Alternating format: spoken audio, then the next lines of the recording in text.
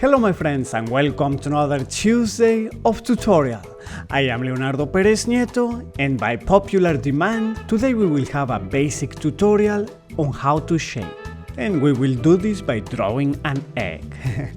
As you saw, we begin by sketching the egg with loose strokes. And we refine the line with an eraser.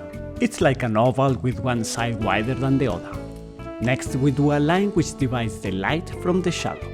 This line is called Terminator. Hasta la vista, baby. Of course, this line follows the rounded shape of the object. The type of stroke I normally use for shading is by doing little circles or lines, or more commonly, like in this case, ovals that overlap one with another, trying to get an even shade. In a rounded object, this area where the shadow starts usually is the darkest in the object. It is called core shadow. It not always looks like this, but often the light hits the surface where the object is and bounces on it, which makes the lower part of the egg look lighter. Alright. In this case, I will smudge the graphite using a chamois to make it more even. I will also go over the area in light to give it a slight tone. Now I switch lead in my Tutto3 pencil for a harder one for the lighter shading. I do this because the change from light to shadow shouldn't be an evident line, it should be gradiently. This area that I am feeling right now, we could call it a middle tone. We could say that is the darker part within the area of light. By the way, this is the most real tone of the object, as it is not darkened by a shadow or lightened by a direct light. With a kneaded eraser you can take off some of the darker spots that sometimes happen. Very good.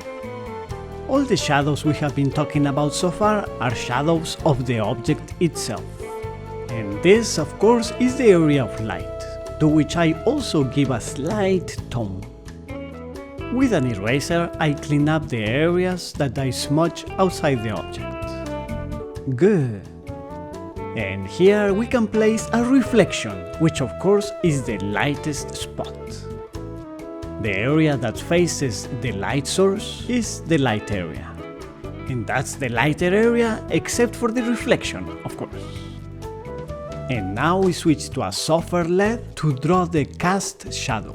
This is the shadow that the object projects on the surface or on another object. The cast shadow is darker than the formed shadows, which are the ones on the egg. As it gets farther away, it may become lighter.